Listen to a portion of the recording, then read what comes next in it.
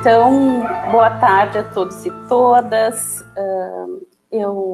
Estamos chegando no nosso quinto encontro, né, do primeiro seminário de formação sindical. Eu queria agradecer a todos e todas presentes, a Cris, que está lá no meu suporte, a Mariana Lopes, né, que hoje vai nos abrilhantar com o tema Participação das Mulheres na Luta Sindical, e a Dandara, nossa colega da base sindical do campus Uruguaiana, né? E para dar início eu vou apresentar a Dandara. Ela é licenciada em Ciências da Natureza, mestre em Bioquímica, doutoranda em Educação e Ciências, professora da Educação Básica do município de Uruguaiana e técnica de laboratório da área de Química, militante do movimento negro e feminista. Então, Dandara, eu vou passar a palavra para que tu possa apresentar a Mariana e mediar a exposição de hoje. Obrigada. Então, colegas, muito boa tarde, né? Começando agradecendo vocês pelo convite e principalmente pela pauta, né, tão importante, tão relevante, e que nós possamos ter um ótimo fim de tarde de discussões sobre essa temática, né, da participação da mulher. Então, a nossa palestrante de hoje, né, é a Mariana Lopes.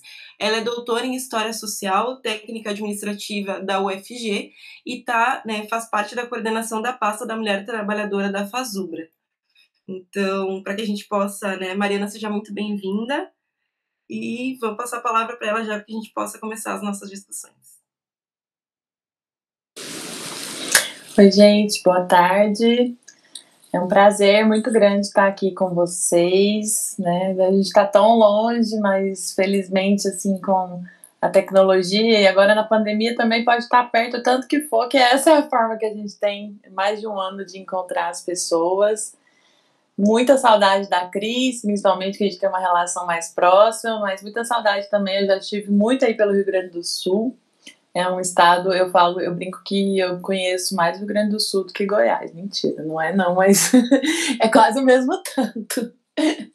Então, começar saudando esse espaço, parabenizar o Sindipampa pela realização desse seminário. A gente estava comentando antes de começar o tanto de temas bons, né, que vocês estão trazendo, estão discutindo. E é fundamental para a militância a gente ter esses momentos de formação e de informação, né? A gente não consegue fazer nada, nem construir nada na luta se a gente não tiver minimamente informado e a partir dessas informações a gente também conseguir construir coletivamente uma formação, né? Então, acho que é fundamental isso que vocês estão fazendo e eu só tenho a agradecer mesmo e parabenizar por esse espaço. Não vou me apresentar, né? A Dandara já me apresentou, mas é isso, eu sou a Mariana. Mais comum é que as pessoas me chamem de Mari, essa carinha aqui, tô brincando. Mas é isso, pode me chamar de Mari também, que todo mundo é íntimo. E eu tô na coordenação do Mulher Trabalhadora desde 2018. A gestão da FASUBRA foi eleita no último ConFASUBRA que a gente teve, em 2018. Por conta da pandemia, a gente prorrogou a nossa gestão, né, e adiou esse ConFASUBRA. Sabe-se lá para quando, mas a gestão está adiada por um ano. Que bom que vocês já estão vacinados e vacinadas, né, a maioria de vocês aí, mas aqui não é a realidade aqui em Goiás. Infelizmente a gente não está vacinado e não é a realidade em boa parte do Brasil. Então a FASUBRA, por uma responsabilidade mesmo sanitária, com a saúde da categoria, a gente não vai realizar com FASUBRA enquanto todo mundo não estiver vacinado. Mas a gente continua, né? A gente continua na luta, a gente continua do jeito que dá, indo para as ruas quando é convocado, né? Esses atos como no dia 29, foi um grande respiro assim para a classe trabalhadora, para os movimentos sociais de uma maneira geral. A gente ter conseguido, mesmo em pandemia, a gente conseguir ir para a rua e colocar a quantidade de pessoas que a gente teve nos atos do dia 29. E foi confirmado agora há pouco que a gente tem uma nova data para voltar às ruas, que vai ser no dia 19 de junho. Então, isso vai estar no nosso ID, vai estar no nosso calendário da FASUBRA, já está em todas as redes sociais, em todos os lugares, para a gente ir se programando aí para o dia 19, nós voltarmos com toda a segurança, com máscara, face shield, distanciamento, mas a gente precisa ocupar esses lugares porque não dá, né? Não dá mais. Aliás, Bolsonaro nem devia ter entrado, mas já que ele tá ali, vamos retirá-lo. É isso, a nossa luta é por impeachment, né, de um genocida de mais de 460 mil mortos no Brasil. E quem não tá morrendo de Covid tá morrendo de fome. E isso é muito grave. Falando sobre a realidade assim, da classe trabalhadora dentro das dentro das universidades, essas coisas acontecem, gente. Eu fui me mexer aqui e o celular caiu. Tô no celular, que a câmera é melhor. A gente está, nesse momento, a maioria de nós, técnicos e técnicas administrativas, em trabalho remoto, né, no home office, com uma perspectiva de que talvez seja aprovada a nossa famosa IN 65, de que muita gente parece que gostou desse trabalho remoto e aí está pensando em aderir, né? É optativa a IN 65, mas a gente tem feito bastante esse debate dentro da FASUBRA com algumas bases sobre quais serão os malefícios, né, da IN 65, porque foi isso, quando começou a pandemia, todo mundo, meu Deus, como eu vou trabalhar em casa? E agora, um ano depois de quarentena e home office, todo mundo, nossa, eu quero trabalhar em casa para sempre, mas por mais que a gente trabalhe em casa de uma maneira mais livre e tudo mais, essa suposta liberdade maior, ela pode nos fazer trabalhar muito mais. E aí eu já entro na nossa pauta dessa formação em específico, que nós mulheres estamos trabalhando muito mais, né, por um processo patriarcal, por um processo do próprio machismo, porque as mulheres são maioria chefiando famílias hoje no Brasil. Então, mesmo que a gente esteja em home office, a gente está trabalhando triplo, como a gente já trabalhava. A gente tinha jornada dupla, tripla, né, fora, na universidade, estudando muitas vezes, nos formando, porque outras pesquisas também demonstram que nós, mulheres, somos mais qualificadas, apesar de recebermos salários menores, e no caso das universidades e institutos, poucas vezes conseguimos alçar a cargos de chefia, mas nós somos mais qualificadas geralmente do que os homens, né? As mulheres entram mais nas universidades como estudantes, como alunas de pós-graduação, e elas saem mais, por mais que tenham muitos problemas, né, por falta de creche, quando se engravida e tudo mais. E aí na pandemia a gente está nesse mesmo processo, só que num processo muito mais enclausurado pela própria pandemia. Então, trabalhar em casa significa para a gente não se concentrar no trabalho direito, porque o filho ou a filha tá em casa e a gente fica a cargo da mulher ensinar tarefa, né, acompanhar na escola e tudo mais. Os cuidados da casa, que sempre são atribuídos à mulher também, né, e aí isso a gente pode trabalhar isso de uma perspectiva histórica mesmo. Eu gosto muito de citar a Silvia Frederici, que é uma historiadora italiana, que ela fala exatamente isso, né, que tem uma frase dela que é bem polêmica, mas ela é chocante por um motivo, né, que isso que chamam de amor é trabalho não pago. E isso é comprovado também por pesquisas que dizem que as mulheres que são casadas, elas trabalham 3 vezes mais do que as mulheres que são solteiras. Ou seja, você ter uma família, você ter a companhia de um homem, né, em relações, no caso, mulheres com homens, em relações heterossexuais, você ter essa companhia, que muitas vezes a gente chama de amor, e sim, pode ser amor mesmo, mas isso faz com que as mulheres trabalhem mais. Porque muitas vezes os homens não estão querendo propriamente uma companheira de vida, mas estão querendo uma pessoa que possa assumir os papéis que a própria mãe às vezes assumia, né, de cuidado, de lavar, passar e etc. Então, essa frase da Silvia Federici, ela é polêmica, ela é impactante, mas ela é um pouquinho para a gente pensar, né, e pensar principalmente nesse momento de pandemia. O que a gente está fazendo também em casa, se não a gente está fazendo um trabalho que seria... Tá travando, gente? Aqui para mim, não. Não tá travando, não.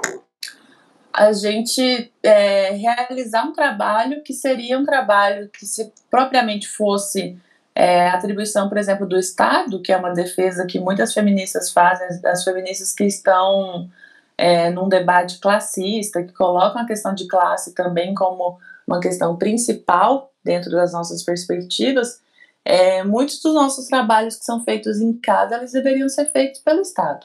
Se a gente tivesse creches públicas, se a gente tivesse educação infantil de qualidade e pública, se a gente tivesse lavanderias públicas, a gente teve uma experiência em alguns países onde existiam lavanderias públicas, então era possível que essa função que hoje a gente faz em casa e que é atribuída às mulheres, ela passasse a ser também uma função que não necessariamente precisa ser desempenhada por uma mulher. Então existem formas sim da gente sair desse modelo patriarcal, mas é o que a gente vive hoje, e a gente vive há milênios. Então, o que tem configurado para a gente o home office? Eu quis começar falando da pandemia, porque não tem como a gente falar nada, né, hoje em dia, sem falar da pandemia. A gente, claro que vai falar sobre as dificuldades da mulher sindicalista, a gente vai entrar nesse tema das lutas das mulheres no movimento sindical, mas até para falar sobre isso a gente precisa falar da pandemia, porque se uma mulher não tem o tempo necessário ou a concentração necessária para trabalhar, né, no seu dia a dia, para estar servindo como uma servidora pública na sua universidade, no seu instituto, imagina que tempo ela vai ter para militar, né? Então essa começa uma primeira dificuldade. E isso a gente está falando do home office, mas a gente pode falar isso também quando a gente fazia encontros presenciais. Era uma grande dificuldade, por isso que a FASUBRA é inovadora nesse sentido. A FASUBRA traz uma perspectiva de sempre ter, em todas as atividades nacionais, a gente ter garantido para as mães, né, para as mulheres que são mães e para os homens que são pais também, a gente tem garantido creche para que as crianças possam ficar em um espaço seguro enquanto os pais e as mães estão militando, estão numa plenária da FASUBRA, estão no Confasubra, estão em alguma atividade nacional da nossa categoria. Foi uma das primeiras categorias a estipular isso, porque a gente considera essencial, e uma parte de uma quebra desse machismo é justamente dar condições, porque a maioria das mulheres são quem sempre carregam seus filhos até para amamentar e precisam levá-los nessas viagens e tudo mais. Mas e quantas mulheres não conseguem sequer ser eleitas para ser delegada numa plenária da FASUBRA, não conseguem sequer ir numa assembleia do sindicato? Ou às vezes que não tem interesse, e aí a gente pensa que as mulheres não têm interesse nas lutas sindicais, mas será que isso é uma falta de interesse, ou uma falta de tempo, ou é cansaço? Né? Porque começa daí. A gente tem esse acúmulo de trabalho, esse acúmulo de funções que a gente desempenha no nosso dia a dia, e que muitas vezes, é claro, gente, depois de você cuidar de filho, de casa, eu ia falar de marido, mas sim, muitas vezes tem maridos que parecem que são filhos, né? Trabalhar, estudar e tudo mais, tudo que você mais quer é chegar em casa, tomar seu chimarrão, como vocês aí têm o costume, e ficar tranquila, sabe? É óbvio, dá um cansaço muito grande. Enquanto para um homem é muito diferente. Quantos homens vocês veem que têm essas dificuldades de participar de uma assembleia? Quantos homens a gente vê que tem dificuldades, às vezes? Quantos homens vocês veem que precisam levar os filhos para uma atividade sindical? São pouquíssimos dentro da FASUBRA, tanto na direção, quanto nos sindicatos de base, quanto os trabalhadores da base que vão para as nossas atividades lá em Brasília. São poucos. Porque é isso, né? É uma projeção de que as mulheres são mais cuidadosas, são mais carinhosas, são maternais por excelência, né? E aí naturalizam posições biologizantes, ou seja, se você nasceu com uma vagina, você naturalmente tem todo esse carinho, esse cuidado, e você tem que ser mãe, você vai ser mãe. E aí a gente pode entrar em várias discussões aí sobre isso, sobre maternidade, sobre aborto e tudo mais. Mas essa distinção de gênero que existe dentro da sociedade, que coloca as mulheres muitas vezes nessas dificuldades para a gente militar. Isso está acontecendo na pandemia, na sobrecarga de trabalho das mulheres durante a pandemia, e isso já acontecia antes. A pandemia ela é como se ela tivesse colocado uma lupa em todas as relações sociais. Então, todas as relações sociais que a gente tinha antes, que eram problemáticas, sim, a gente já tinha. Antes da pandemia, a gente já sabia que o Bolsonaro era um negacionista, a gente já sabia que existiam mulheres que apanhavam em casa, a gente já sabia que existiam vários dos problemas que hoje a gente vê que acontecem a olhos nus na nossa sociedade durante a pandemia. Só que não. Só que isso já acontecia, a pandemia agravou, porque o número, por exemplo, de denúncias de violência contra a mulher durante a quarentena aumentaram.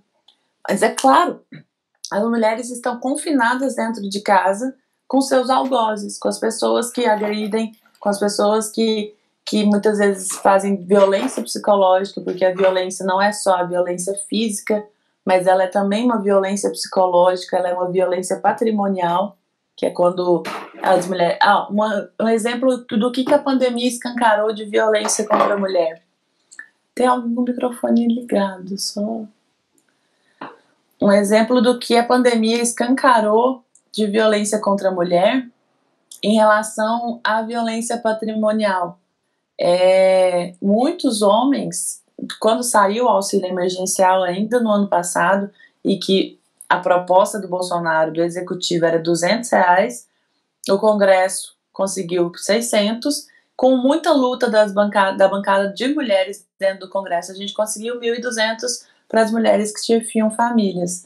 Muitos homens pegavam os CPFs dessas mulheres para receber o auxílio dobrado. Dobrado não. O dobrado não, parece que é um privilégio, né? Não.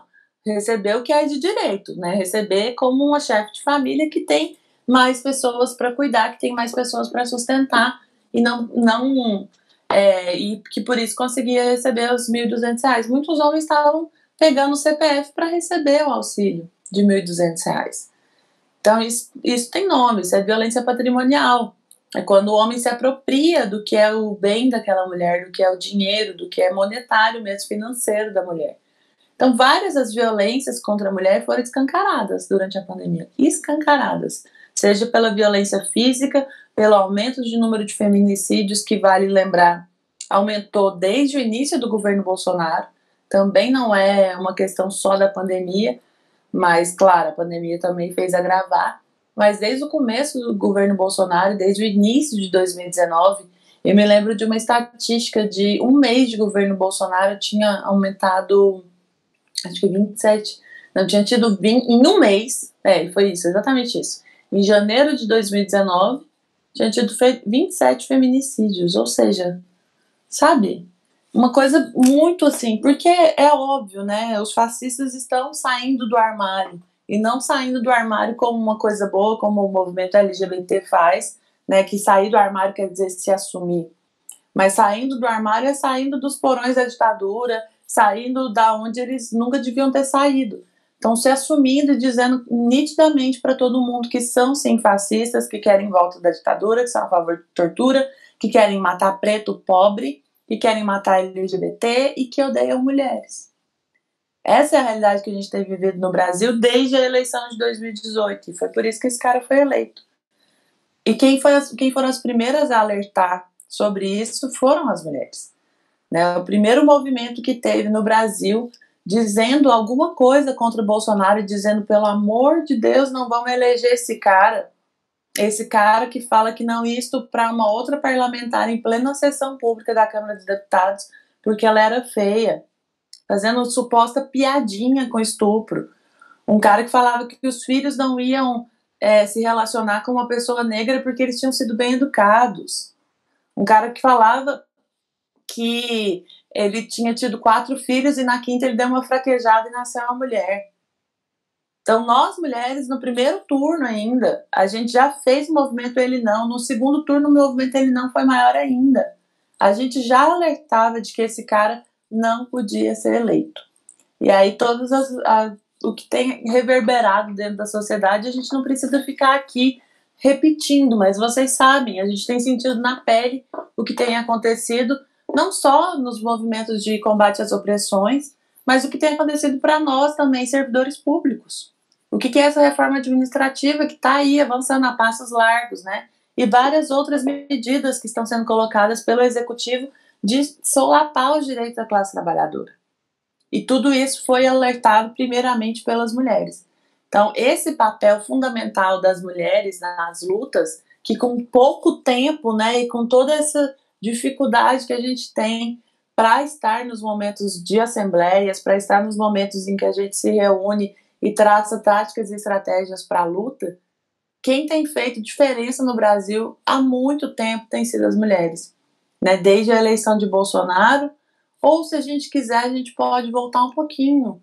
A gente pode voltar em 2015, que foram as primeiras também a se levantarem contra Eduardo Cunha, que foi quem arquitetou todo o golpe contra a Dilma. As mulheres fizeram um movimento que chamava Mulheres contra Cunha em 2015, quando tinha um projeto de lei do Eduardo Cunha de proibir a pílula do dia seguinte, olha só. E aí as mulheres foram para a rua com essa pauta. E olha, se tivessem nos escutado, talvez a gente estaria num outro patamar da história. Eu sou historiadora, a gente sabe que não existe si na história. Mas naquele momento a gente já avisava quem era Eduardo Cunha. Ah, era por uma pauta em relação a direitos reprodutivos? Era. Mas a gente também estava falando quem esse cara é. A gente estava apontando ali qual era o germe desse ovo da serpente, disso que tem surgido no Brasil há algum tempo, né? Disso que a gente tem chamado de avanço de uma onda fascista no Brasil, todo esse racismo, essa misoginia que existe. E a gente já sabia, a gente já colocava isso nas ruas, a gente não colocava isso só em debate entre o movimento feminista, a gente ia para as ruas. E aí, isso eu estou citando 2015, 2018, para dizer que, por mais que seja difícil, a gente consegue, e a gente consegue de uma maneira que consegue reverberar em toda a sociedade, né? Esses exemplos, para mim, são muito nítidos. Agora, a gente tem dificuldades, às vezes, não é só em relação... Dandara, você vai me avisar o tempo, né? Eu vi aqui que eu já estou falando há 20 minutos, é isso, né? Tá bom. Mas as nossas dificuldades muitas vezes não são só essas, né? Como se fosse pouco. Mas não são essas, né? Só da nossa falta de tempo pessoal, dos nossos afazeres domésticos e toda essa imposição patriarcal. E tampouco não é só sobre uma violência que acontece dentro de casa. E aí eu queria pedir licença. Não licença no sentido de sair, óbvio que não, quero que fiquem aqui mesmo para escutar, mas pedir licença aos homens que estão na sala para a gente compartilhar aqui um momento, e aí no momento em que a gente abrir as falas, acho que as mulheres poderiam compartilhar, se sentirem à vontade, é claro, mas eu vou colocar alguns exemplos assim, de questões que já aconteceram dentro do movimento sindical, e a gente não precisa nem sempre ficar usando esses termos, né, que são às vezes termos excludentes, que muitas vezes são termos em inglês e da sociologia norte-americana, de várias teorias feministas. Uma coisa que eu faço muita questão de falar, olha, eu sou doutora em história, mas eu pesquisei reforma agrária, sabe? Eu não sou uma teórica feminista, eu sou uma feminista. Eu sou uma militante do movimento de mulheres. E eu estou falando aqui enquanto coordenadora de mulheres de uma federação de sindicatos. Então não vamos nos prender a esses conceitos, a esses nomes estrangeiros e tudo mais. Mas a gente consegue entender se a gente olhar para a nossa realidade no dia a dia. De muitas vezes estar numa reunião e aí você dá uma ideia. Eu já estou vendo as cabecinhas balançando assim. E aí você faz uma proposta durante aquela reunião, né? Você tem um insight ali, faz uma proposta e faz a sua intervenção. Acho que os rumos do nosso movimento tem que ser pá, pá, pá, pá. E aí faz uma rodada de falas e etc. E aí chega uma última fala de um homem. E aí o cara fala a mesma coisa que você. E aí o que a mesa encaminha? Segundo a proposta do fulano, nós vamos fazer isso. Muito boa essa proposta. O cara às vezes é aplaudido, sabe? Muitas vezes ele falou exatamente o que a gente falou, mas o cara sai de lá aplaudido. O povo fala, nossa, é um quadro, hein? Esse é um grande militante sindical. Pô, sabe? A gente falou a mesma coisa, meu. Qual que é? Então, a gente não precisa falar o nome, mas o nome disso é quando um homem faz. Ele tá. Appropriation é um nome em inglês, mas isso aí é um homem apropriando da sua ideia. Aquilo que você pensou, fez a sua proposta e é encaminhado como uma proposta de um homem. Parece uma coisa assim, quase que de vaidade, é uma coisa tão sutil. Mas se vai pensando nisso assim ao longo dos anos, ao longo do tempo de você passar por isso em toda reunião, em toda a assembleia, sabe? É uma coisa que parece sutil, mas que se isso for colocado de cada mulher que passou por isso, de cada mulher que foi numa primeira reunião sindical e depois nunca mais voltou porque se sentiu desrespeitada num momento como esse, isso se torna uma coisa macro. E olha, não são poucas mulheres. Não são poucas. Ou, por exemplo, quando a gente está falando, o quanto é mais difícil. Isso é uma coisa. Agora que a gente pode silenciar os microfoninhos, né? Mas, assim, presencialmente, imagina. Não, imagina não, é só a gente lembrar, gente. Quando uma mulher estava falando numa assembleia, as pessoas ficam conversando, sabe? Como se não fosse nada ali, ó. E aí, quando o homem fala, geralmente as pessoas respeitam e tudo mais. Não fica essa interrupção, né? O interrupting também. Toda hora um cara vai lá e interrompe uma fala de uma mulher. E tem uma coisa, a Marielle mesmo, né? A nossa saudosa ex-vereadora do Rio de Janeiro, assassinada e com grandes ligações com o Bolsonaro, inclusive o vizinho do Bolsonaro, né? Tá no processo. Ela tem uma frase muito boa, né? Que ela falava: eu não serei interrompida. Vocês não vão interromper uma mulher eleita. E é justamente isso. Muitas vezes nós somos, falando isso diretamente com a Cris, com a Grace, que são da direção do sindicato, e eu que estou na direção da Fazubra, e várias outras mulheres que são da direção, como se a gente fosse menos eleita do que os homens que são eleitos também, junto com a gente, numa mesma chapa, numa mesma direção de um sindicato, né? Então, assim, é uma interrupção, ou então você fala uma coisa e aí vem uma pessoa. O que ela quis dizer, eu vou traduzir para vocês o que essa mulher falou, porque a linguagem de mulher parece que não entra na cabeça, sabe? E aí tem uma tradução, sabe? Não, gente, a gente não precisa de tradutor simultâneo, não precisa de alguém explicar o que a gente quis dizer. A gente sabe o que a gente está dizendo. A gente não está querendo dizer, a gente está dizendo. Então, assim, tem vários desses conceitinhos, né, que vocês vão olhar na internet também: interrupting, mansplaining, appropriation, não sei o quê. Mas eu acho que fica mais fácil se a gente pega exemplos do cotidiano. E aí, por isso que, se vocês quiserem depois abrir o microfone e contar alguns exemplos também, eu sempre acho isso muito rico. Acho muito importante que a gente possa ter esse momento de troca. Porque o que eu passo aqui em Goiânia é a mesma coisa que vocês passam aí. Infelizmente, eu queria dizer que aí é muito diferente. Eu queria dizer que, nossa, a galera lá é avançadíssima, mas eu tenho certeza que vocês já passaram por isso. Até pelas cabecinhas balançando. Infelizmente, a gente sabe que é isso que a gente enfrenta no nosso dia a dia.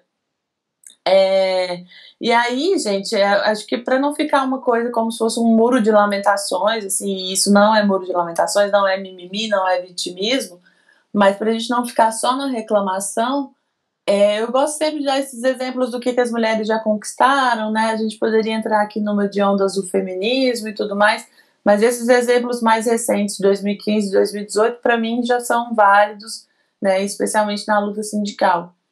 Mas tem uma questão que é muito séria para a nossa categoria especificamente. Na história da Fazubra, a primeira coordenadora geral que a gente tem na nossa federação foi uma mulher, Vânia Galvão. Então, é uma mulher, ela é lá da Bahia, ela ainda está viva, é uma senhorinha respeitadíssima, talvez alguns já conheçam.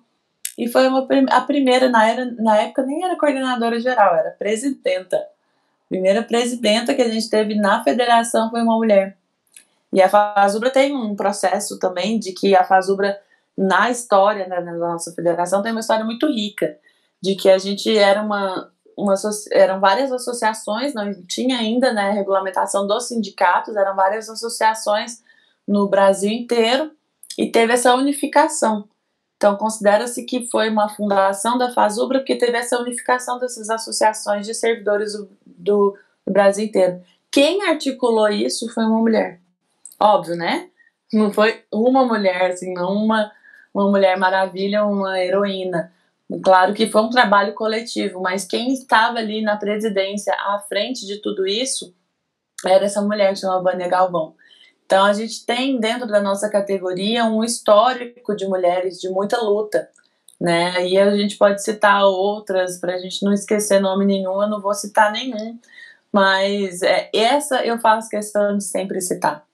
E a gente tem uma federação que tem mais de 40 anos, a gente tem uma história que começou com mulheres, mas a gente está na 4ª gestão que existe uma coordenação de mulher dentro da Fazubra.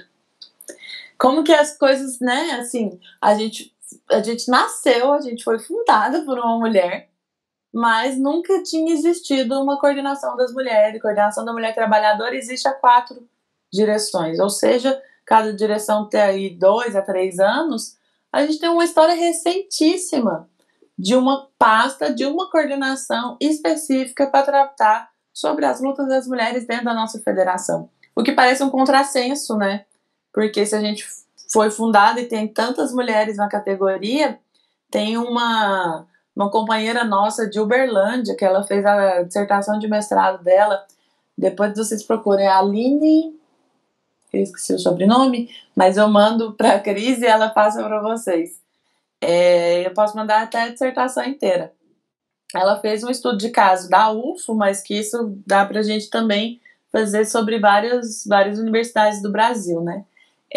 Sobre como as mulheres, e aí isso a gente tem também esse panorama. Nós somos a maioria de técnicas administrativas, isso pegando universidade e institutos, mas nesse estudo de caso a Aline prova que as mulheres não ocupam os cargos de chefia. Então, assim, a gente tem uma categoria majoritariamente feminina, a gente tem uma federação fundada por mulher, mas a gente tem uma federação também que só há 4 gestões tem uma coordenação de mulheres, e que hoje, atualmente, dos 27 diretores, nós temos 13 mulheres. Então, assim, já tá melhorando, né? Mas não é uma equidade de gênero. São poucos os sindicatos que a gente tem, por exemplo, enquanto cláusula mesmo. O pessoal lá de Sergipe foi um processo muito bonito, assim, que a gente conseguiu num processo de luta e de convencimento, e no último congresso deles, eles mudaram o estatuto, e todas as gestões do sindicato, elas precisam ter equidade de gênero na direção. E está no estatuto. Então, não adianta, assim, né? Só que aí o que acontece? Muitas vezes a gente tem... É igual na disputa eleitoral, né, na política, de uma maneira, na política institucional. Tem a lei que fala que as mulheres precisam, que os partidos precisam ter 30% de mulheres para concorrer à eleição. Aí o que os partidos fazem? Colocam um monte de mulher laranja para cumprir a lei, e essas mulheres sequer fazem campanha. Não é dessa maneira também, né? E aí é um trabalho constante da gente, não é colocar, né? Porque colocou uma resolução no Congresso do Sindicato que isso vai estar garantido, né? Direito, só a gente piscar o olho que a gente perde. A Simone de Beauvoir falava muito isso, né? Basta uma crise no capitalismo que a primeira coisa que vão atacar são os direitos das mulheres. As primeiras. A gente pode ter certeza. Inclusive, toda essa questão do trabalho doméstico, desse cerceamento do corpo da mulher, surgiu também através de uma crise. Surgiu depois que a gente passou pela Idade Média. Olha como isso é significativo para a gente ficar atenta, hein? Depois da chamada peste negra, né, que nem é bom, a gente nem fala mais da história de peste negra, Mas teve uma pandemia também, pandemia no sentido de que o mundo era a Europa, né? Então, dizimou 1/3 da população europeia. E quando isso aconteceu, depois, eu falei uma coisa, o mundo era a Europa, não, o mundo da história ocidental, né? Porque existia mundo em outros lugares, mas o que a gente aprende nas escolas e tudo mais, 1/3 da população mundial foi dizimada por essa epidemia. E aí, logo em seguida, o que precisava-se para pessoas voltarem ao normal, para ter produção e para as pessoas trabalharem? Tinha que fazer a população aumentar de novo. E como fazer a população aumentar de novo? Perseguindo as mulheres que não queriam ter filhos, porque as mulheres tinham que ter muitos filhos para a gente repor esse 1/3 de gente que morreu. E aí a caça às bruxas que existia, né, que é tão famoso aí, né, nos livros, nos filmes e tudo mais, começou por isso. Eram mulheres que sabiam dos seus direitos reprodutivos. As bruxas nada mais eram do que as mulheres que sabiam de contraceptivos naturais. E aí o capitalismo precisava, já estava no surgimento do capitalismo, né?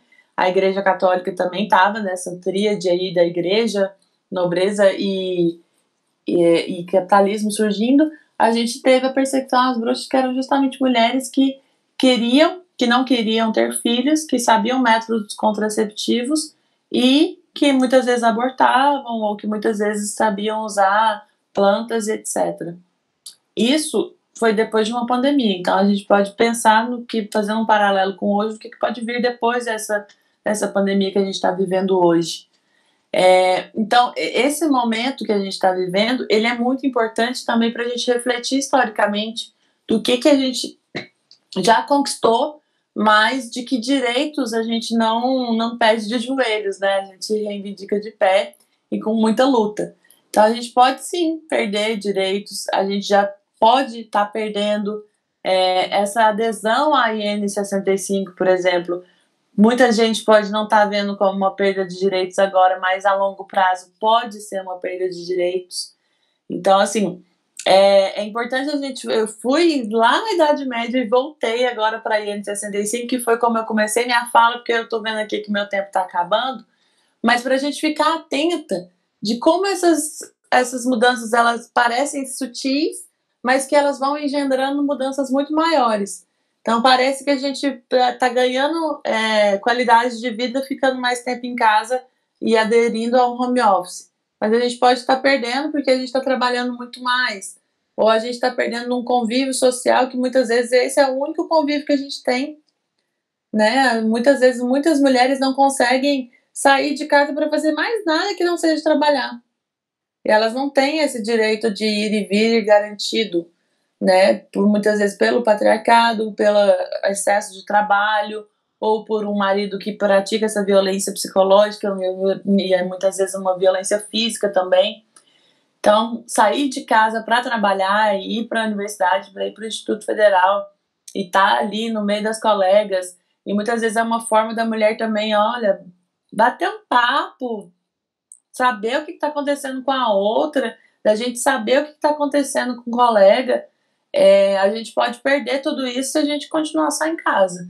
Então, eu fui e voltei, parece uma coisa muito, muito louca, assim, que eu tô falando, mas faz sentido se a gente for pensar que a gente pode perder direitos, né? E aí, voltando, basta uma crise para que os primeiros direitos que sejam atacados sejam das mulheres. Isso já é historicamente.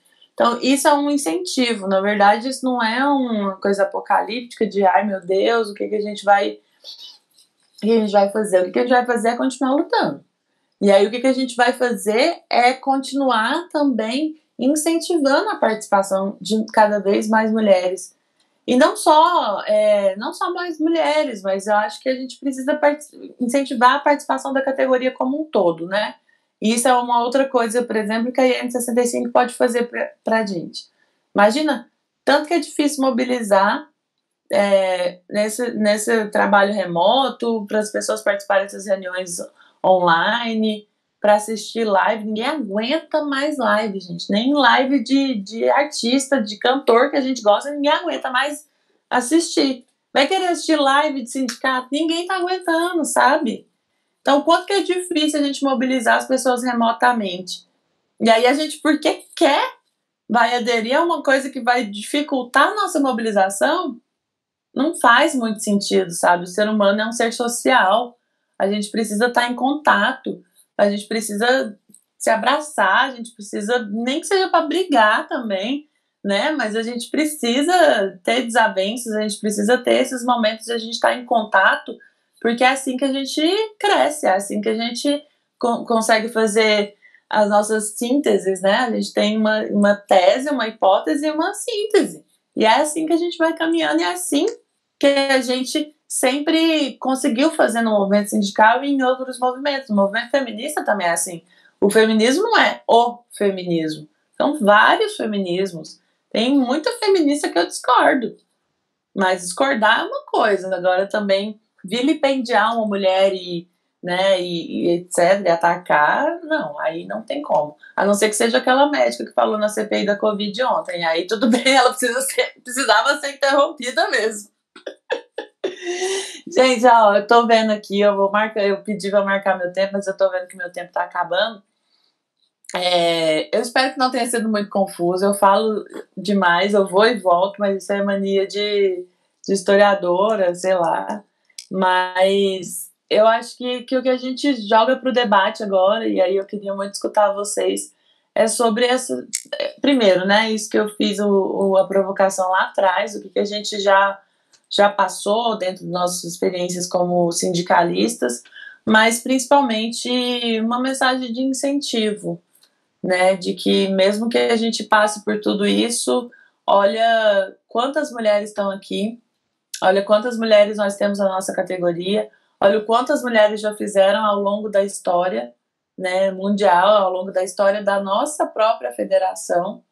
Então é muito mais também como um incentivo para a gente continuar, porque é só assim que a gente vai garantir direitos e é só assim que a gente não vai perder o que a gente já tem, né? Porque da maneira em que a gente está e com esses retrocessos todos, a gente está numa luta muito mais de resistência, né? Para a gente garantir o que a gente tem do que de conquistar novos direitos. Mas a gente vai chegar assim num momento em que a gente vai conquistar, e como a gente tem conquistado ao longo do tempo, né? Historicamente.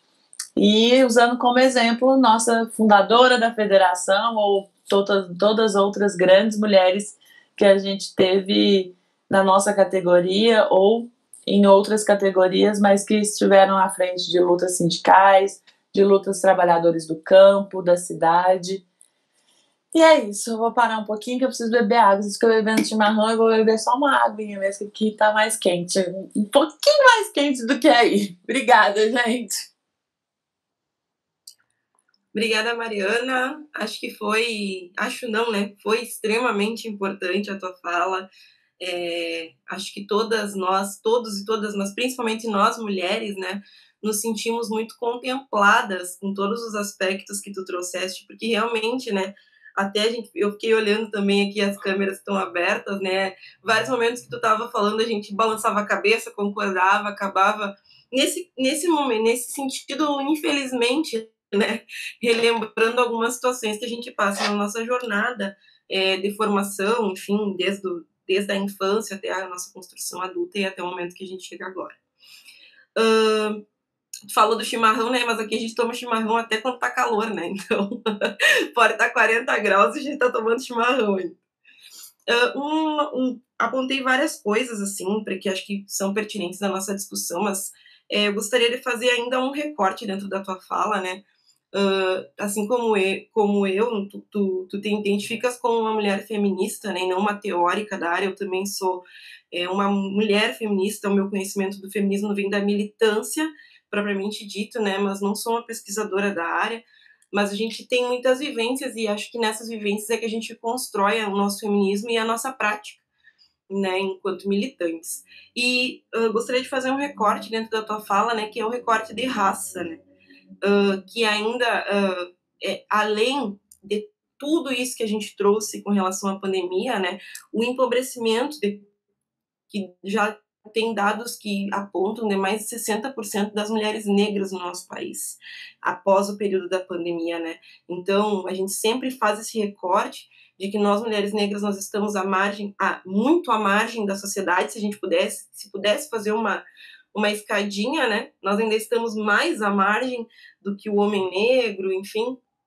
E nós ainda passamos por um processo de violência estrutural e empobrecimento ainda maior nesse processo de pandemia, né? Porque a grande maioria das mulheres negras, né, e muitos dados apontam que nós ainda estamos muito mais em posições de trabalhos serviçais, trabalhos domésticos, né, não tendo a possibilidade de estar preservadas, como nesse momento nós aqui fomos, né, preservados e preservadas, podendo estar em trabalho remoto até esse momento.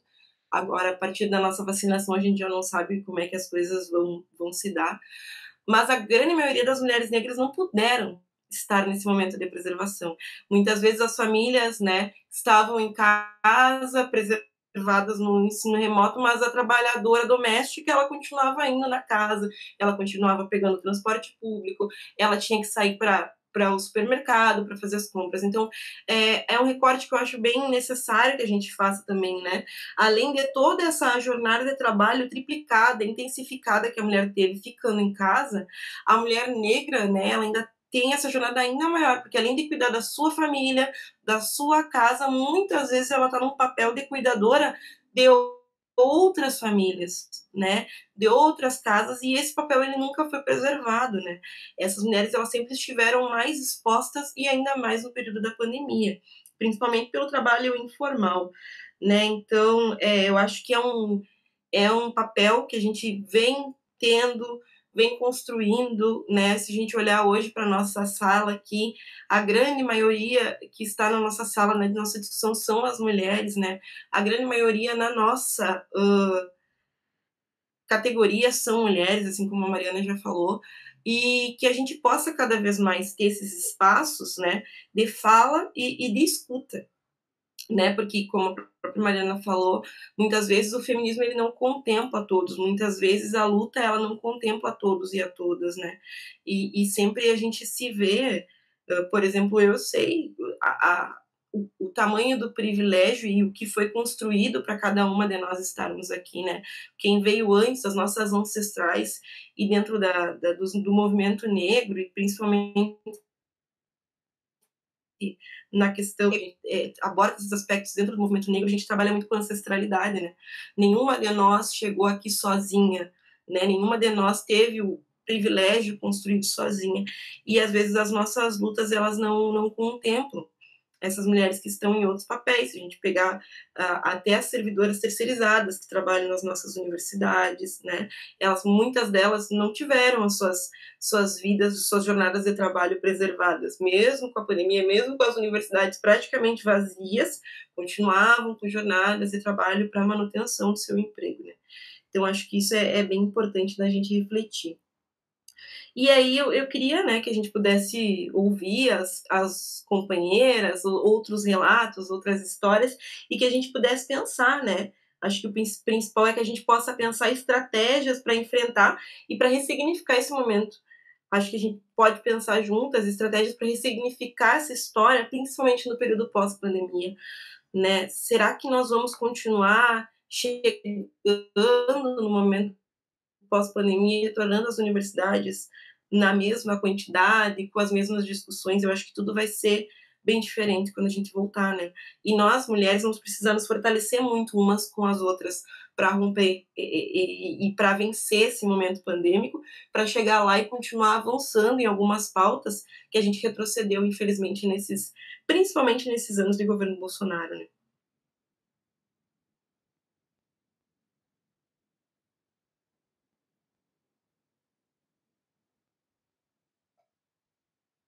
Deixa eu só, eu tô duplicada aí, porque eu abri agora no computador para pegar o chat, tá? Se alguém mandar alguma coisa ali. E deixa aberto, né, a fala e as inscrições, se alguém quiser contribuir com a nossa discussão.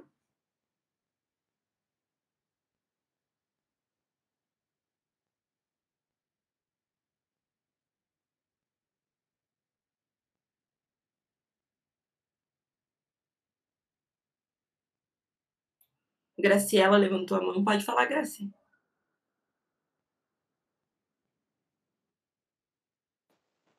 Só estou abrindo o microfone aqui. Abriu. Pronto. Tá.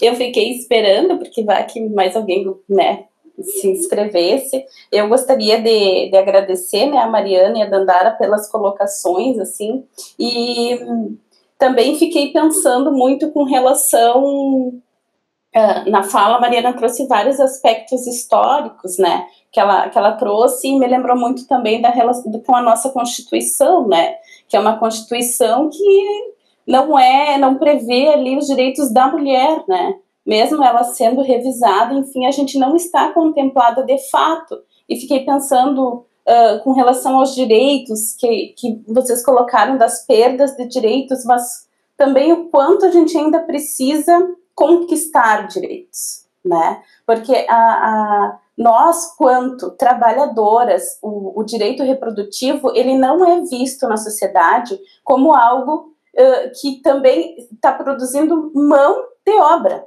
Para o capital é isso, a reprodução é mão de obra. E o Estado em si não nos dá sequer a escolha de direito, muito menos suporte, como a Mariana trouxe da nossa luta, da creche, da criança ter o direito a mãe, né, poder trabalhar, e a criança ter um local de estudo e de cuidado. Então, agora mesmo a Dandara também trouxe a relação dos direitos das mulheres, da trabalhadora doméstica, que isso foi super recente e que isso, capital, faz com que nós também exploramos outras mulheres. E isso nós precisamos estar em pauta, ou seja, o trabalho é sim um tema de direito e de discussão da mulher, porque nos foi permitido o espaço do executivo. Se nós pegarmos hoje o poder executivo no Brasil, nós estamos ocupando.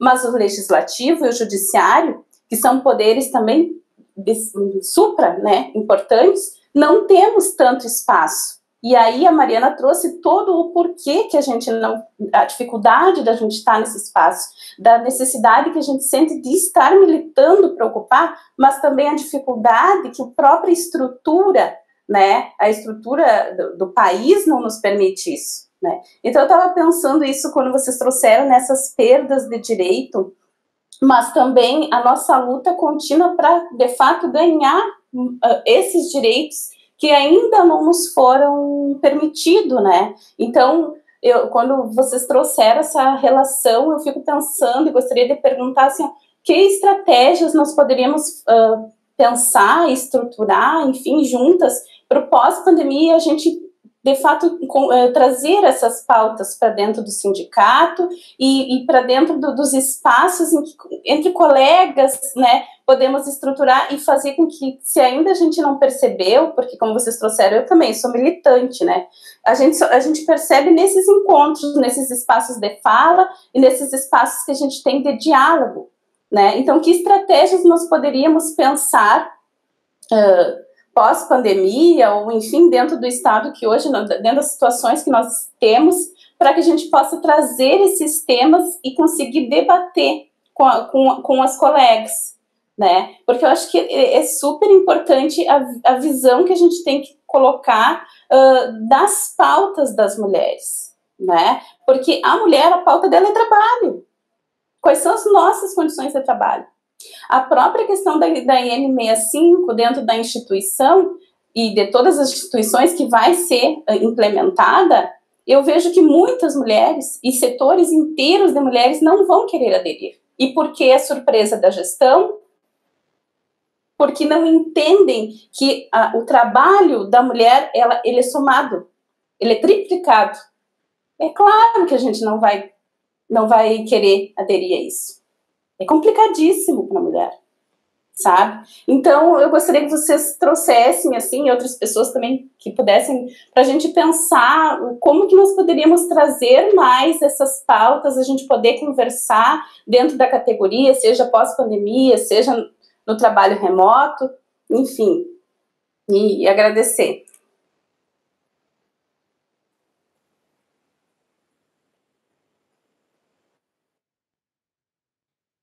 Não sei se a Cris quer falar na sequência já e depois a gente arremata, pode ser? Então pode ser, Cris. Bom, primeiro eu queria agradecer a Mari, que eu tô com saudades também da gente se encontrar, das nossas conversas depois das reuniões de tomar uma cervejinha, porque isso faz parte do movimento. E Dandara também, muito obrigada, assim, pela tua mediação excelente, tu trouxe dados importantes, assim, né. Bom, eu anotei tanta coisa que eu vou tentar falar, né, mas a primeira delas foi que a Mari pediu exemplos, né, de situações que a gente vive, e pelas nossas caras já dava para perceber que sim, né, a gente vive isso muito dentro dos sindicatos, dentro da universidade, principalmente quando a gente ocupa representações ou alguns cargos, né. E isso é muito comum, assim, eu sempre lembro que tem um colega, e o que me deixa mais incomodada é que muitos deles são os nossos companheiros militantes, né, de esquerda, do movimento sindical ou dos movimentos que a gente participa, né, dos movimentos sociais. E aí tem uma coisa que me incomoda, que a gente tem um colega que ele sempre reforça os colegas homens, né? Então ele diz, eu, fulano, o ciclano e o beltrano, porque nós estivemos sempre na luta, porque a gente sabe, são sempre eles que fazem as coisas. Então isso é um exemplo que me deixa muito incomodado. E outras situações foi o que a Mari trouxe, né? A gente tem uma ideia, a gente coloca, mas na hora dela ir pro papel, porque aí a pessoa rouba a tua ideia na tua cara ali na frente de todo mundo na reunião e vai o nome do fulano, porque a ideia que o fulano deu é excelente, mas foi a gente que trouxe, né? Então isso são coisas assim, rotineiras, que fazem parte da nossa rotina, né?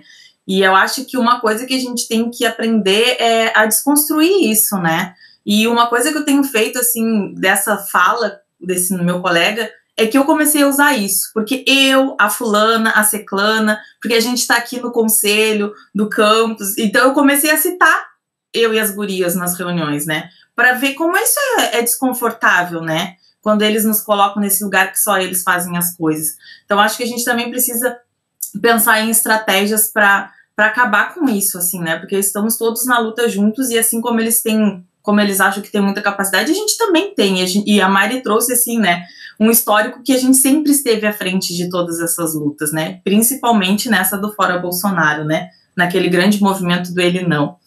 Bom, e outra coisa, assim, Mari, que eu queria que tu trouxesse um pouquinho, que eu não sei se vocês têm, mas quando tu trouxe a questão da IN 65, né, que muitas pessoas estão pensando em aderir, eu acho um grande problema isso, assim, né, porque uma coisa que eu gosto de dizer é que o que a gente está vivendo hoje não vai ser o que vai ser aplicado na IN 65, né, porque hoje o Gibran ainda usou no encontro anterior a questão que estão nos usando como laboratório agora em função da pandemia. Oi, Amora! E, olha, militante. E porque com certeza quando essa IN ela chegar, ela vai vir cheia de regras, e uma delas é o relatório de produtividade, né, porque hoje a gente ainda consegue se virar atendendo todas as demandas que a gente tem e meio que conciliar o trabalho com os afazeres domésticos e os afazeres da nossa vida pessoal, né, só que quando ela vai chegar de uma forma que talvez a gente não tenha esse tempo, né, e aí a Graça trouxe essa questão muito assim da questão do capital, né, do nosso tempo, do nosso trabalho, né, e aí uma coisa que eu vejo as nossas colegas, assim, principalmente as que são mãe, é que elas não aguentam mais estar em casa trabalhando, porque elas não aguentam mais estar numa reunião e estar com um filho pedindo uma coisa, ter que preparar comida, estar na reunião e a criança está subindo no colo, e aí tem o cachorro para atender, e é o gato também, e é aquela situação que às vezes fica insuportável, né? Tem muitas aqui em Jaguarão que as gurias, elas acabam indo no campus quando elas têm reunião, porque elas não conseguem trabalhar de casa em função dos filhos. Então elas vão participar das reuniões ali, porque como a universidade está vazia, elas agendam, está aberto, está horário, elas vão lá e fazem as videoconferências de dentro da universidade, porque não conseguem mais conciliar assim, né? Fora toda a questão de você não ter um espaço adequado para trabalhar, né? Tem gente que trabalha na cozinha, no quarto, não consegue se acomodar. É horrível, mas é o que está acontecendo com a maioria da mulherada, né? E aí outra coisa assim que eu vejo também no relatório, nessa questão da IN, né, com a questão do relatório de produtividade, que a Mari trouxe também, que a gente vai se afastar, né? A gente não vai estar ali no corredor, ombro a ombro, se apoiando, né? E eu acho também, e é uma dúvida assim que eu tenho, não sei se vocês pensam sobre isso, que eu acho que a questão do assédio, mesmo que ele ocorra com você trabalhando em casa, ele vai aumentar. E aí como que a gente vai lidar com isso enquanto sindicato. Porque quando a gente está no nosso local de trabalho, nós estamos lado a lado e a gente pode trocar aquela ideia, pode conversar, a gente se apoia, a gente escuta, né? Acho que a Dandara trouxe uma coisa muito importante, que é a questão da escuta, né? E se a gente estiver nesse formato de trabalho, como que a gente vai mediar essas relações de assédio, né? Então, assim, se vocês têm pensado nisso, como vai ser? Outra coisa, assim, também, que eu não sei se a federação tem um levantamento das universidades e dos institutos, é sobre os dados de violência doméstica com as trabalhadoras tais, porque a gente sabe que aumentou, né, o número de violência doméstica nesse tempo de pandemia, né, em função de tudo que vocês já trouxeram. Se tem dados das trabalhadoras tais, assim, né, desse índice de violência. Eu acho que por enquanto é mais ou menos isso. Depois eu continuo. Obrigada, gurias.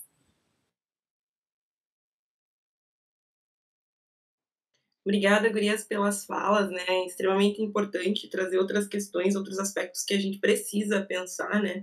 Principalmente essas estratégias que nós vamos ter daqui para adiante enquanto categoria, enquanto mulheres, para vencer essas adversidades que vão crescer, que vão surgir num período pós-pandemia. Acho que, Mari, se tu quiser já ir falando. Obrigada, Dandara. Obrigada, Cris, Grace. Bom, gente, eu queria, na verdade, assim, Dandara, muito obrigada pela a sua fala com o recorte racial. De extrema importância e não foi um esquecimento, mas também por uma questão de... Bom, eu imaginei, eu vou dividir uma mesa com uma mulher negra, então eu imaginei que você ia fazer esse recorte mesmo. E, nossa, fundamental, né? Esses dados sobre o empobrecimento das mulheres negras e o dado sobre o trabalho doméstico, né, das empregadas domésticas. Eu não sei se vocês lembram, no início da pandemia, que o governo do Pará, acho que foi no Pará? Bom, não sei, em algum estado, quando estava naquelas regras de lockdown, né, onde foi feito, porque raríssimos lugares que fizeram, foi inserido trabalhadoras domésticas como serviço essencial.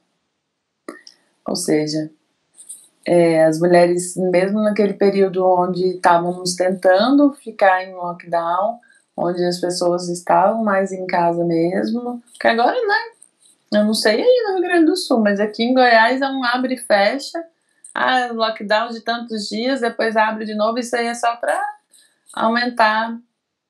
Fecha uns dias, aí diminui, aumenta o número de leitos, depois abre de novo. Mas enfim.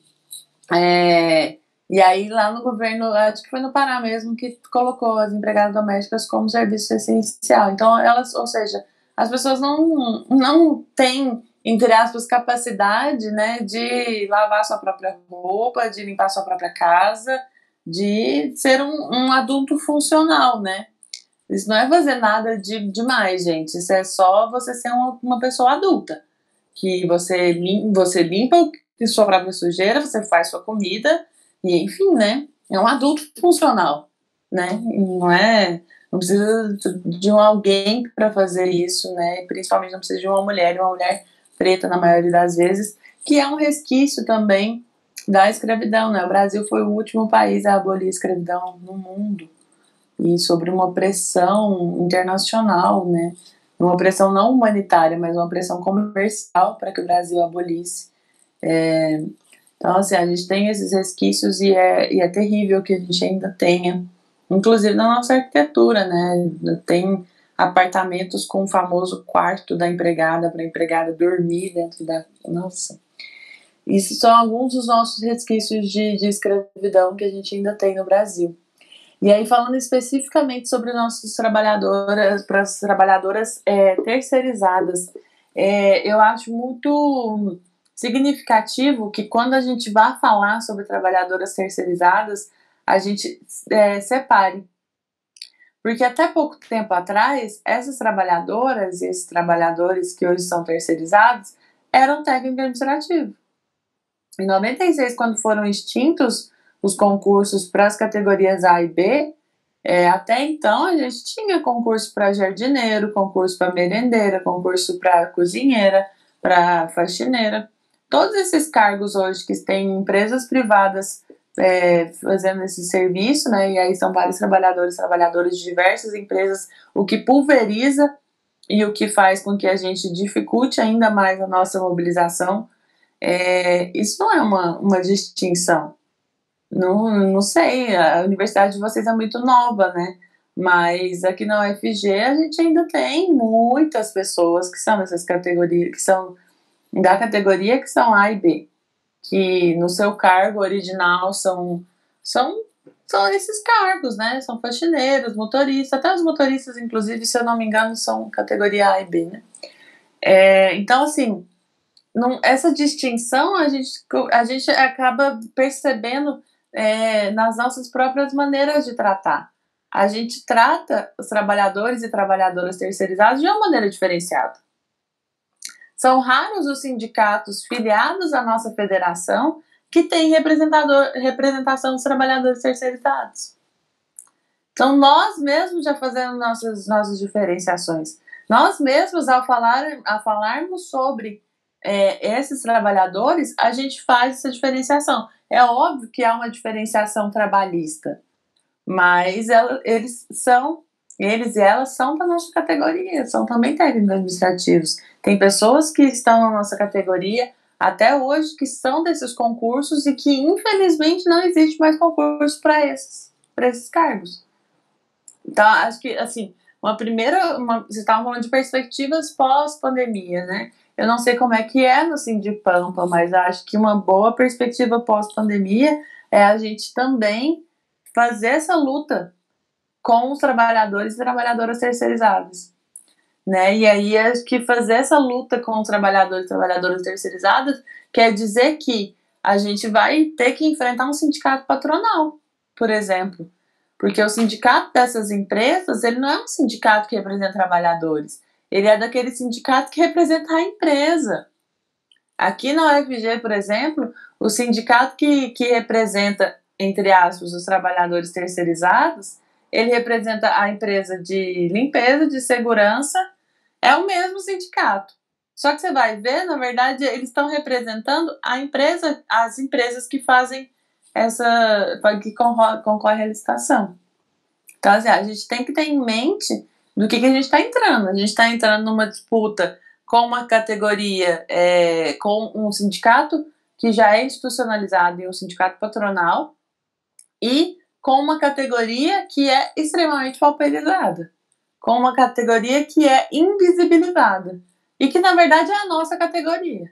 Por que a gente a gente acaba se emocionando e tendo muito mais solidariedade, muitas vezes, com a nossa colega que está do lado, né, desempenhando a mesma função do que a gente, às vezes um assistente de administração, técnico em ações educacionais, mas uma trabalhadora da limpeza que passa por assédios ali todos os dias, e assédios dos mais variados, no trabalho, um assédio moral, porque são invisibilizadas, porque tem professor e tem técnico também que pode muitas vezes gritar. Eu já vi isso acontecer dentro da universidade com essas trabalhadoras, e pode passar por assédios sexuais também.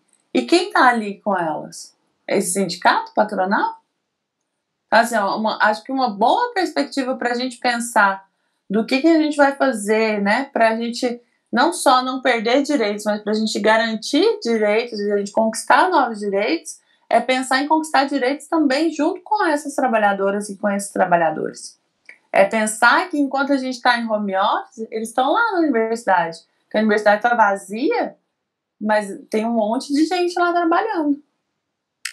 Hoje mesmo eu estava resolvendo questões administrativas do órgão que eu trabalho, porque é isso, assim, a universidade não está mandando ninguém para roçar lá, então está crescendo mato e tudo mais, e aí perdeu-se a noção de que tem pessoas lá dentro.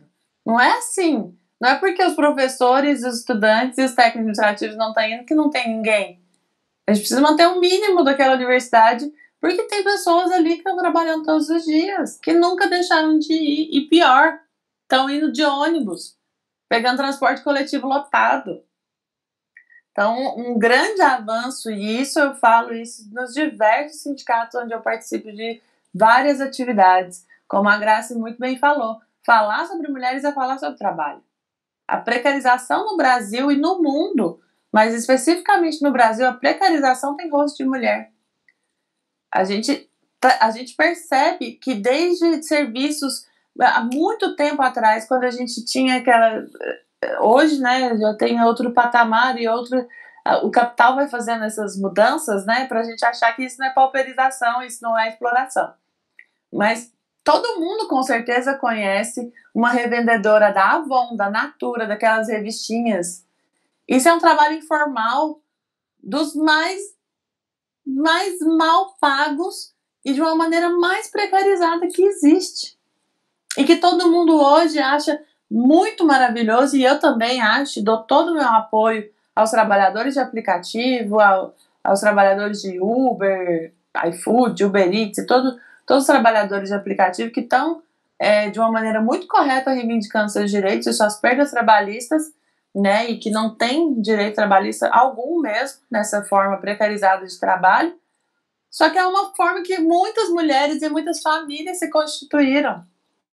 Eu lembro da minha avó, desde que eu sou criança, vender revistinha da Avon. Então, assim, o trabalho precarizado para as mulheres, ele parece que é um trabalho mais... É precarizado, mas é normal. É um complemento de renda. Né? A mulher faz um trabalho artesanal, muitas vezes costura, faz crochê, faz alguma coisa, é um complemento de renda. Não, vamos dar o nome certo. Isso é trabalho precarizado, e que se a gente não se enxergar de uma maneira unificada, e a gente não se enxergar enquanto classe trabalhadora, todas nós, se a gente ficar nessa distinção, porque eu tenho doutorado, eu sou técnica em ações educacionais, eu sou diferente da trabalhadora da limpeza, não. Porque a coisa que é mais importante, que eu acho mais bonita, inclusive dentro da nossa categoria de técnica administrativa e educação, é que a gente tem mais de 300 cargos dentro da nossa categoria. Então a gente convive desde uma pessoa que tem um ensino fundamental até um pós-doutor. Tá todo mundo junto. A gente tem um reflexo da classe trabalhadora em questão de raça, de etnia, de gênero, de orientação sexual, de uma pluralidade muito grande. Então temos que assumir essa pluralidade e temos que lutar junto.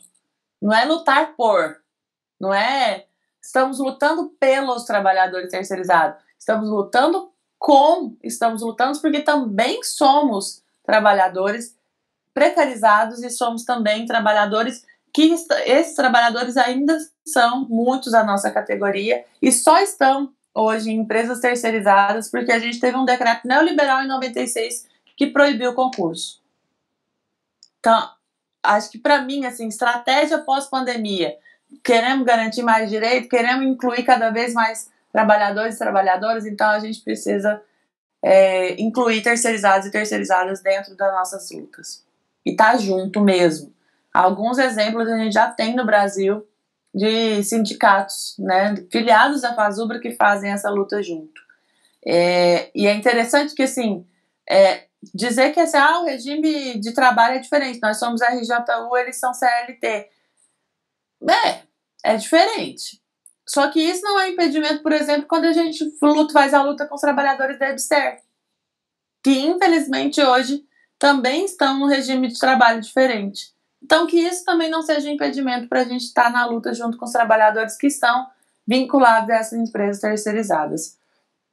Eu peguei o gancho da Dandara, né, sobre o recorte racial que ela fez às trabalhadoras terceirizadas, e aí eu tentei responder sobre o que a Cris e a Graça também falaram dessas estratégias pós-pandemia, porque para mim isso é uma coisa muito sensível. Isso é uma questão assim de quem está perdendo mais? Então, do lado de quem que a gente tem que estar? Quais são os direitos que a gente precisa ir para frente, sabe? A IN 65 vai nos atingir, mas esses trabalhadores estão perdendo muito mais. Então a gente precisa conquistar direito junto com eles. Eu só queria falar um pouco, comentar, assim, Graça, achei fantástica a sua fala sobre a questão de A reprodução é isso, né? A gente fabricar mão de obra, por isso que as mulheres precisavam repovoar a Europa, com 1/3 que tinha morrido, como o exemplo que eu dei histórico. Só fazer um comentário, você comentou sobre a Constituição de 88. Eu pesquisei sobre reforma agrária e sobre comunicação na Constituição de 88. Quando eu falo, eu não sou teórica do feminismo, porque eu poderia muito bem ter pesquisado sobre os direitos das mulheres na Constituição. Mas eu fui para outro caminho, mas estudei a vida inteira sobre Constituinte. E eu lembro muito, né, de muitos movimentos das mulheres. Era um momento da década de 80 que a gente tinha acabado de sair de uma ditadura, então os movimentos, né, estavam voltando às ruas e estava pipocando, né, era um movimento negro, um movimento de mulheres. Começou muito com os movimentos das mães de escola pública, que surgiu também das mulheres que se encontravam nesse momento, assim, às vezes de levar os filhos para a escola e numa plena ditadura, no final da década de 70 começa um movimento forte de mulheres com essas mães que tinham filhos em escolas públicas e que se encontravam ali de uma maneira quase clandestina, mas que faziam um movimento forte. E isso é muito importante, sabe? Hoje a gente tem movimentos de mães fortíssimos e movimentos feministas também que surgiram a partir do movimento de mães. E os direitos reprodutivos estavam ali também, né? Mas foi uma questão que a gente se viu mais uma vez. Ai, quem é essa, Andréia? Pro pessoal. Oi! É a Amanda. Oi, Amanda! Oi! Acabou a aula, né, minha filha? Que linda, Amanda! Bem-vinda! Ela é o que vocês estavam, todo mundo comentou, né? A gente tem que conciliar todos os fatores e todo mundo acha muito natural que a mulher assuma tudo e faça tudo muito bem, sem reclamar, e é porque tu é mulher, tu é mãe, então tu sabe que isso tá imbuído. Tu trabalha, bom, tu sabe que isso tá imbuído. Eu tô ouvindo vocês falarem e, na verdade, a fala de todas acabam representando, né? A gente concilia tudo e é o que tu disse, assim, se tu não cuidar bem, se ela não for bem na escola, de quem é a culpa? Da mãe, tu não tá dando uma assistência adequada. Se tu não consegue dar vencimento de todas as atividades e demandas que esse trabalho remoto te exige, também, né, tu quer fazer tudo, tu é mãe, tu tem que dar o teu jeito, e é assim que funciona, né? A gente já nasce com esse estigma de ser mulher e ter que dar conta de tudo, e a gente não vai dar conta de tudo sempre, né? E essas discussões, quando falam dos colegas, de fato, na hora de levantar as bandeiras, eu e aí não estou colocando, né, tirando mérito, mas e as mulheres também têm esse mérito, porque essas construções são feitas em conjunto. E como colocaram aí, a Cris, as colegas estão indo para o campus, né, para poder ter as reuniões. A minha pequena tem bronquite, eu não posso me deslocar para o campus para ir para a reunião, eu tenho que fazer tudo de casa mesmo, em função dela. Não que isso seja uma reclamação, mas não é tão valorizado. As nossas falas não são ouvidas e as nossas demandas é bem isso. É velado, né? O julgamento é sempre velado. Mas tu é mãe porque tu quer, tu trabalha fora porque tu quer, né? E essa escravidão da casa, do serviço doméstico também.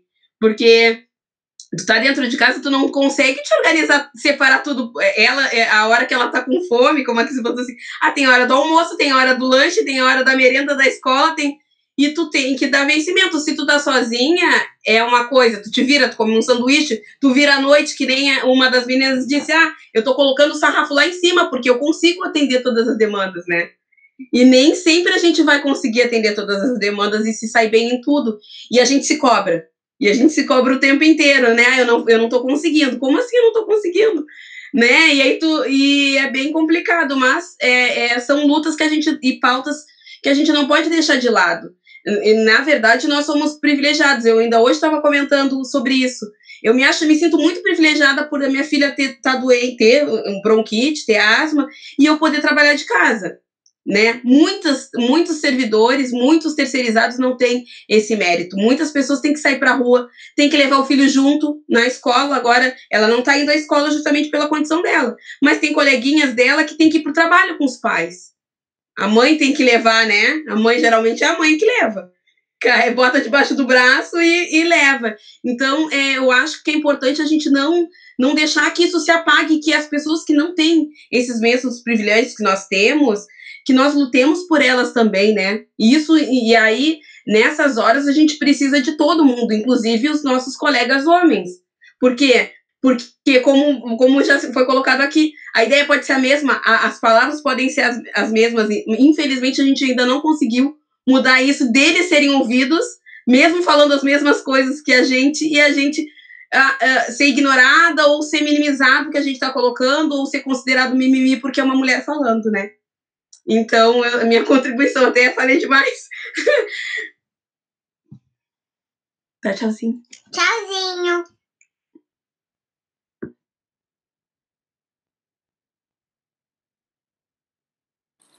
Maravilhosa, Andréia, Amanda, obrigada. Nossa, falou demais, não, falou lindamente.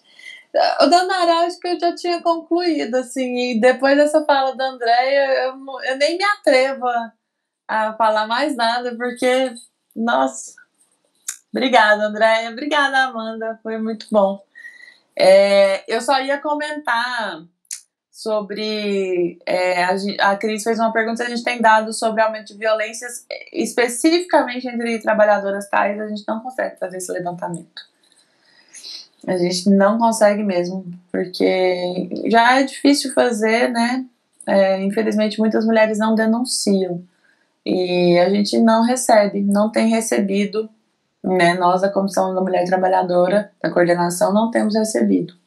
Então, a gente não consegue trazer esse dado.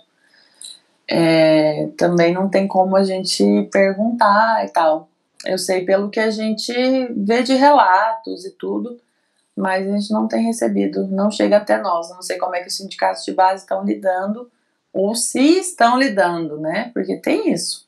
Porque muitas vezes podem estar tampando os olhos, e a gente sabe que essa pauta não é muito benquista dentro dos sindicatos, né? Porque muitas vezes a gente passa por violências dentro do próprio ambiente sindical e ninguém fala nada. Mas não tem chegado mesmo, tá? É isso.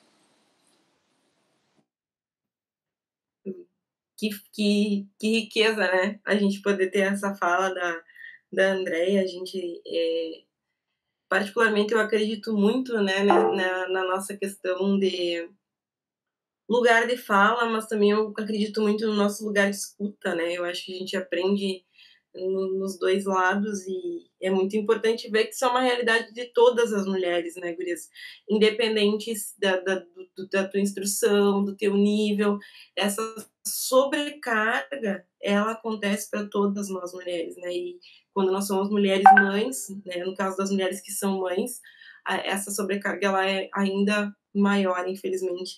E eu concordo, né, corroboro com tudo que a Mariana falou, né, dessas nossas estratégias, pensar esses locais, esses espaços de apoio, de acolhimento, de escuta, para quando as mulheres trabalhadoras, nós, né, possamos retornar, porque esse vínculo ele acabou ficando quebrado. Eu, além de técnica, também sou professora da rede básica, né, e eu não consigo enxergar, fazer educação nessa forma como a gente faz agora, né?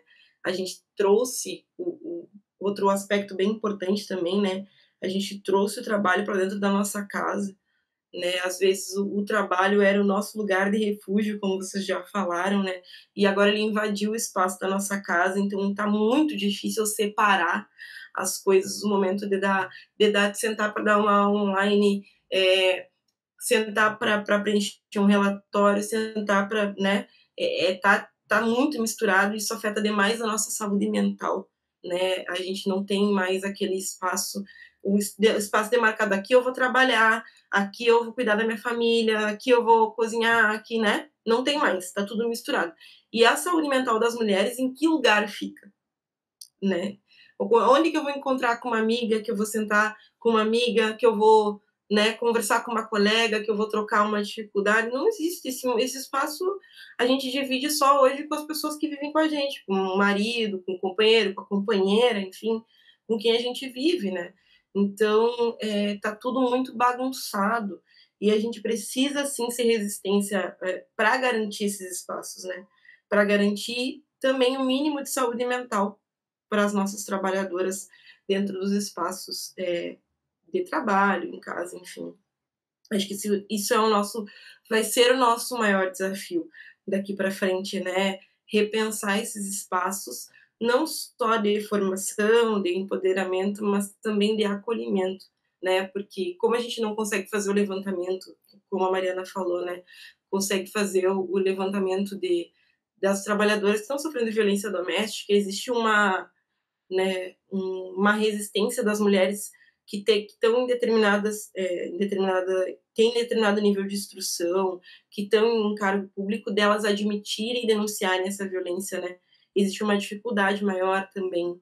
Eu acho que às vezes a gente pensa, não, quanto mais instruída a mulher, mais ela vai reagir, e não, né?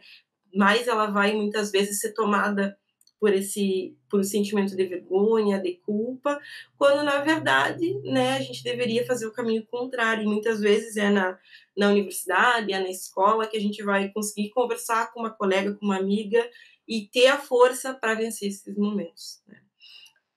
Já são 5h33, né? A gente vai conversando, nem parece que o tempo passou, né? E eu só quero agradecer a oportunidade do espaço. É o meu primeiro contato com o sindicato, esse seminário, né? Eu entrei na universidade faz bem pouquinho tempo, vai fazer 1 ano agora em julho, então eu não peguei esse espaço de convívio. Eu já entrei na universidade, né, no momento de pandemia, como trabalhadora, então é um momento de se sentir menos isolada, se sentir mais próxima e ver que tem pessoas também que estão pensando da mesma forma que a gente, isso é muito importante. Agradecer a Mariana, eu acho que eu até chamei ela de Mari, já fiquei íntima, né, com essa nossa conversa. Enfim, que não seja um espaço isolado, né, que a gente possa, daqui para frente, ter muitos outros espaços para discutir as nossas pautas e as nossas questões dentro do sindicato. Acho que era isso da minha parte. Eu agradeço, então, a Dandara. Foi proposital, Dandara, para te chegar aqui no nosso espaço do Sindi, se sentir bem-vinda. E o que tu precisar, nós estamos à disposição também, tá? E agradecer especialmente a Mari, que eu tive a oportunidade de revê-la. Eu lembro, sim, Mari. Eu também fiquei nervosa, mas eu lembro que tu disse, eu lembro da Graça. Eu também lembro da Mari, dos nossos encontros aí, dessa possibilidade que a gente tinha, né, do presencial, de conhecer pessoas, assim. E agradecer muito pela fala, pela tarde de hoje, que foi e que é enriquecedora e que nos faz repensar, e desde dos primeiros encontros, e hoje com a tua fala, quando tu trouxe ali a resposta, né, ao questionamento, isso é algo que a gente vai conversar. Eu acho que realmente é isso, é sentar e conversar com todas, para a gente poder fazer um novo discurso dentro do sindicato, assim, tentar, né, brigar pelos nossos espaços. Agradecer muito a todas que ficaram conosco até agora, e que contar contigo, assim, nos próximos eventos, porque tu vai ser muito bem-vinda, assim, a tua fala é maravilhosa, né? E aí, te fazer já esse convite prévio, ainda não sabemos o que vamos fazer, mas já está convidada. E também convidar todos para o nosso próximo encontro, quarta-feira que vem, com Antônio Alves, o desmonte do Estado e os impactos no serviço público. Tá, pessoal? Agradeço muito e até quarta-feira que vem. Gente, um abraço, só de me despedir, um beijo para todo mundo. Foi uma honra, foi um prazer. A Cris lembrou da nossa cerveja depois das plenárias, depois das reuniões. Saudades, viu? Porque agora a gente... vou sair do trabalho e vou pegar um cinema. Ou seja, eu vou fechar a aba do Google Meet e vou abrir o Netflix. Agora a nossa diversão é essa. Mas isso vai passar, já estão vacinadas. Eu espero que em breve eu também esteja. A gente vai encontrar para esses nossos encontros presenciais com uma cerveja depois. Com certeza. Vai dar tudo certo. Nos encontraremos em breve. Muito obrigado, gurias, pela participação. Amanda, eu tô com saudade de você. Muito linda. Tchau. A gente se vem em Jaguarão, lembra? Sim, a gente se encontrou em Jaguarão. Agora, quando der, a gente vai ter que se encontrar de novo. Você vai ter que vir aqui me visitar. Amanda, você podia ir pra Brasília também. Ela não vai esquecer. Sim, a gente tem que levar. A Amanda é nossa mascote, a gente vai levar ela pra Brasília pro próximo. Não, pra tudo que é lado eu sempre carrego ela mesmo. Ela tava dizendo, que saudade de viajar, mãe. Vamos pra Jaguarão. Assim que der, a gente vai viajar por aí, né, minha filha? Viaja pra todos os lados. Isso mesmo. E ela é militante, eu levava ela junto comigo agora, né? Infelizmente não tá dando, mas a gente vai passar isso tudo. Uma hora vai ter que passar. Vai sim. Força, um abração, gente. Bem feliz por quem já conseguiu se vacinar. Tchauzinho. Tchau. Beijo. Beijo. Obrigada. Beijo, tchau. Tchau.